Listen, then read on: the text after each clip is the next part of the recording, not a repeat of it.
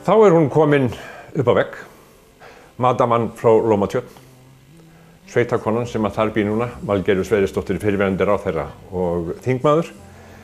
Og það komin nýr maður í brúna, eða með hvítum máum. Þorsteinn Pétursson heitir hann og við köllum hann bara Steinar P. Hann lærður skipasmiður, hefur verið lögga, skáti og ýmislegt fleira. Velkomin. Þakka þér fyrir. Á ég að kalla þig Steinar? Endilega, ég gegn ekki öðru nafni. Þú gegnir ekki, það þýðir ekkert að segja Þorsteinn Sigurjón? Já, þá held ég að segja eitthvað að. En þú heitir Þorsteinn Sigurjón? Já, já. Og hvaðan kom þessi nöfn? Sko,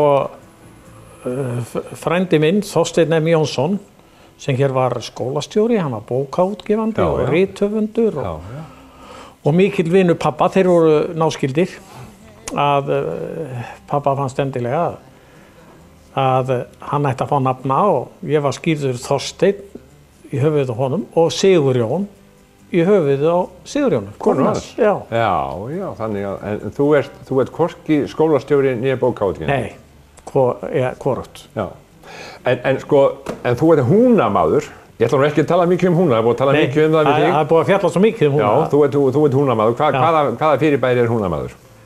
Það eru þeir sem í félaginu, hollvinni húna og að snúast í kringum bátinn, þar í dagvistun og að vinna við hann og sjá rekstur hans og viðhald og siglunum. Og nýkominn frá Noregi? Akkurat. Hvernig var túrinn? Hann var hreint ævintýri, allt saman. Snorri Guðvarsson og konan hans, þau fóru með. Já. Og hann Kristjana, hún spilaði á söng. Já. Var þetta skemmtileg ferð? Þetta var mjög skemmtileg ferð og einstök upplifun fyrir okkur sem höfum unnið þarna hörðum höndum að fá að hitta menn sem fást við það sama og við. Já.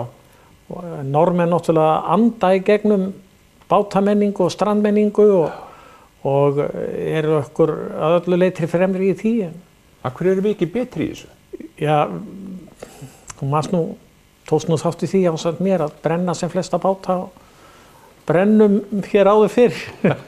Það var töluvert það. Það var, við sóttustum eftir því. Manstu, við náðum í nótabáta. Já, þessar stóru báta. Og þeir voru sagaðir í sundur og reistir upp og þetta var ótrúlegt. Já.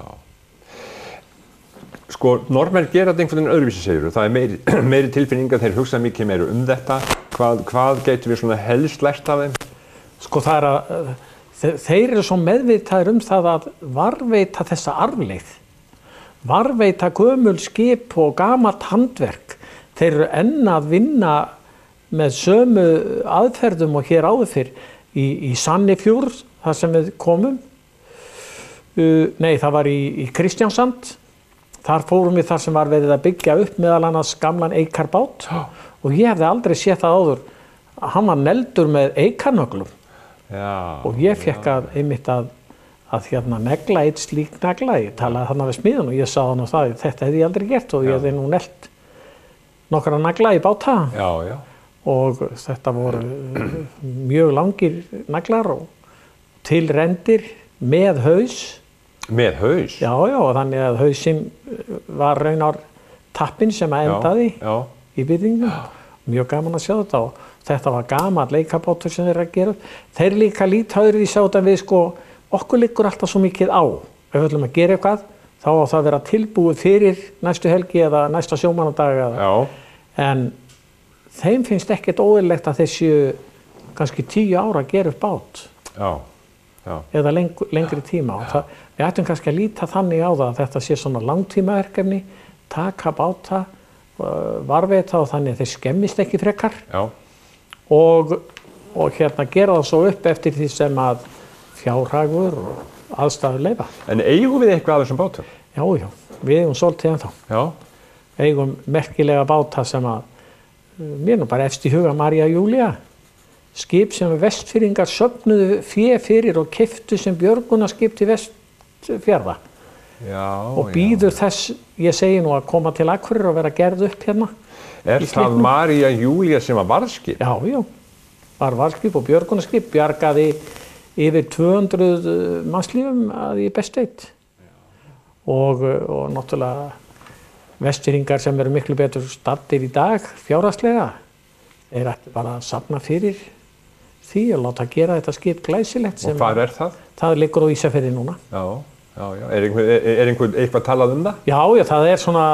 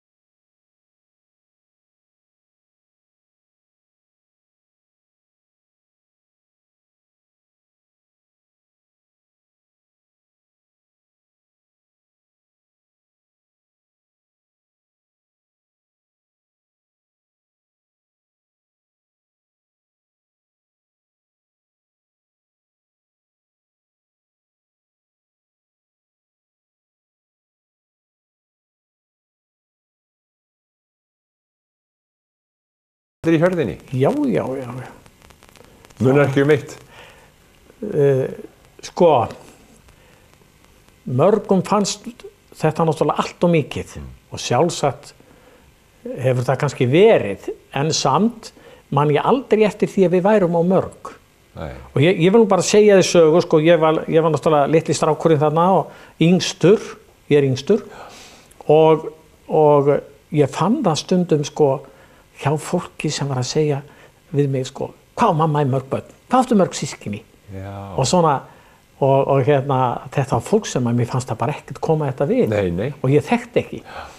Og lítið atvik, það var maður sem alltaf kom í heimsókn til mömmu á hverju hausti, hann var kallað Hrossakjötsjói. Hann var vestan úr Skagafirði. Já. Ég man nú ekki frá hvaða bæ, ég hafði nú heyrt að hann kemur og selur alltaf hrossakjött hérna.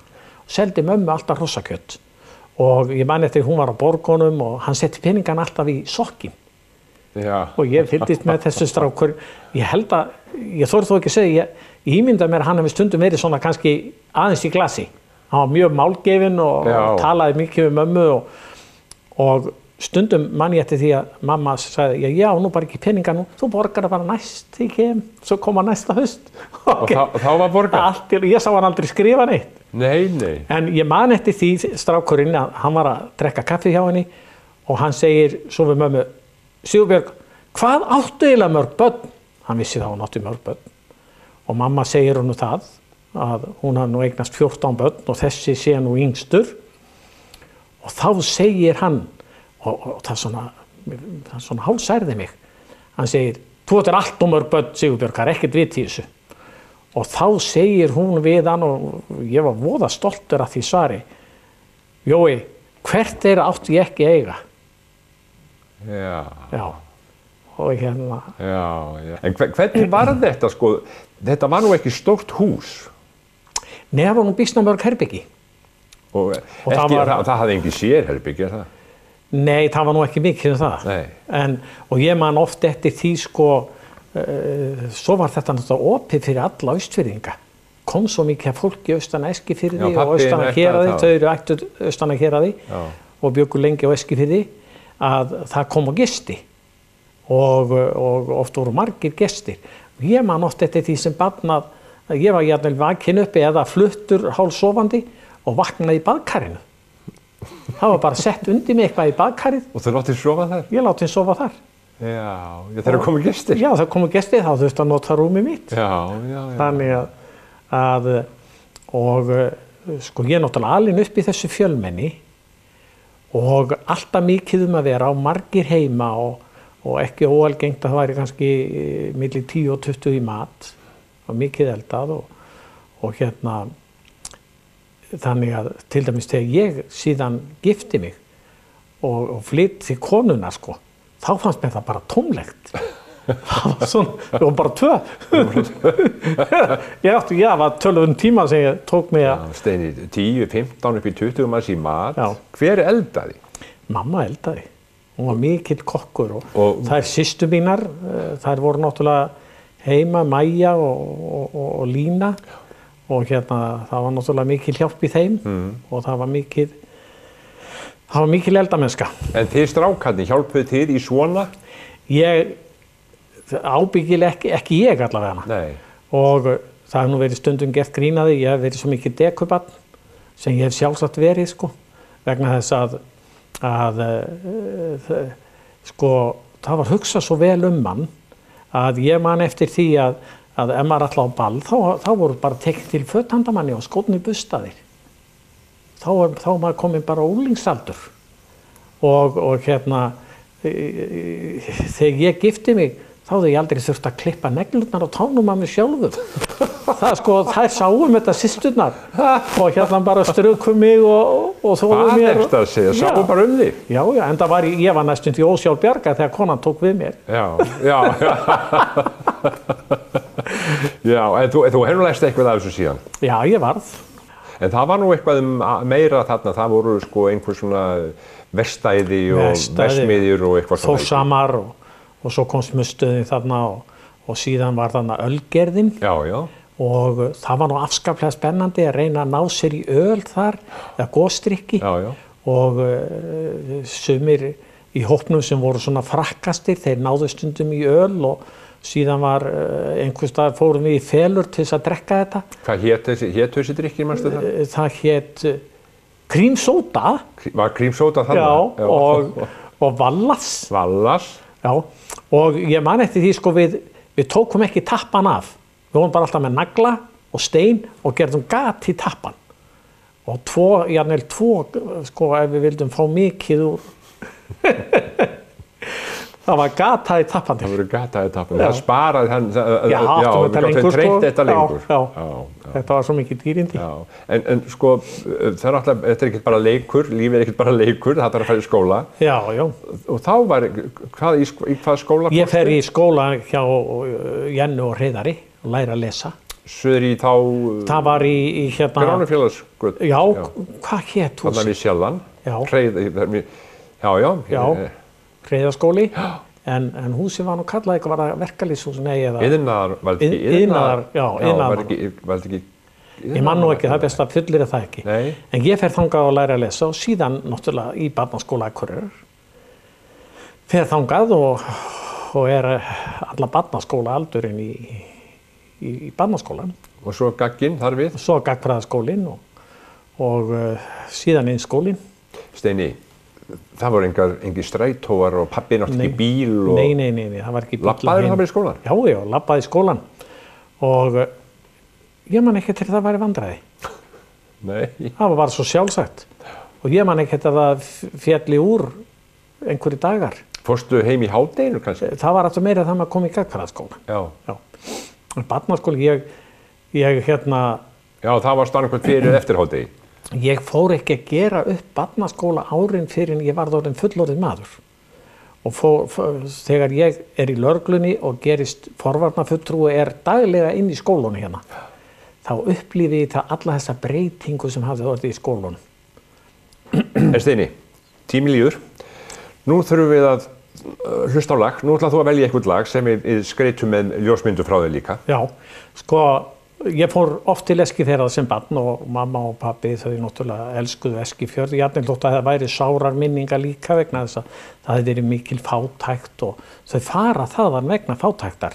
Pappa býst svo gott starf hjá Skóggerðiðunar sem skósmiður, hann var skósmiðameistari. Og þau flytja til Akureyrar og þá svona eftir það rætist nú úr þeirra fjárhag. Og við fórum oft til Eskifjarðar og Eskifjörður var aðal staðurinn í þeirra minningu og hérað og allt þessi dásemdir þarna fyrir austan. Og pabbi orti svo skemmtilega texta kveðja til Eskifjarðar. Og þetta er eitt af lögunum hans Valda á Eskifirði eins og kallaði. Já. Og stattu við stund á Hólmahálsi og mér langar til að láta spila það. Við skulum gera það. Stattu við stund á Hólmahálsi og horfðu yfir fjörð og byggð og sæ og lítu á hve fjallahringu frjálsi í faðmi sínum líku sér hver bæ. Það sérðu skrúð á stakki bláum standa sem stoltan tryggan út í dyra vörð. En vöttur gamli lýsir milli landa með leiftur kynni veg á Reyðarfjörð.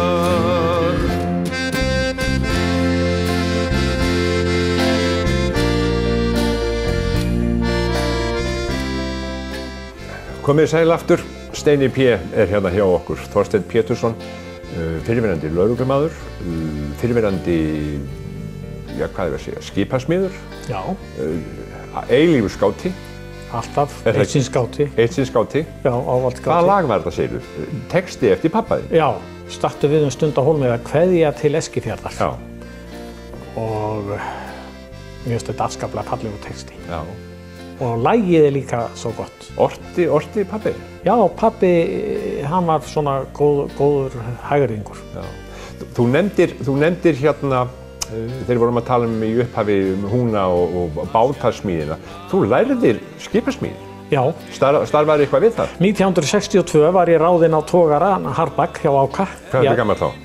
Þá er ég að verða 16 ára. Já. Og verða 17. Það er bara rétt með. Að ég byrjaði á togara 13 ára gamall. Ertu einn af þeim? Já, var 14 ára í fyrsta túrnum mínum. Og það var gott uppeldi, það voru góðir félagar á þessum togurum og kendu mér margt. Og þeim tókst að vísa ekki að kenna mér að drekka brennivín. Ég var svona lítið fyrir það, ég veit ekki af hverju. En þeir hafa verið allir að vilja gera þér. Já, það er eflaust. En ég var ráðinn á togara 1962, átti að fara bara út þegar ég væri búinn með gagnfræðaskólann. Miðjan maí hjóla ég niður á Eyri og það eru opnað dyrnar inn á skipasmíðastöðina að Braggan. Þar er verið að reisa bönd á stóran bát, búið að leggja kjölinn. Er það ekki hérna grindin? Jú, það er svona næstum því beina grindin í bátnum að segja. Og þar er verið að reisa bönd og ég dvel þarna við og dáist að þessu og þetta var eitthvað sem ég líkaði. Og það kemur þarna maður og hann talar eitthvað svo bara elskulega til mín og við spjöllum saman. Hann var nú ekki alltaf gefið að menn væri að spjalla við svona unglinga og þetta var þá Tryggvi Gunnarsson. Við urðum miklir vinir. Hann var ekki nema von að hann hefði spjallað. Já. Það var öðlingsmaður. Öðlingsmaður og bjó á Eyrinni í Norðurgötunni. Næsta húsi við mig. Já,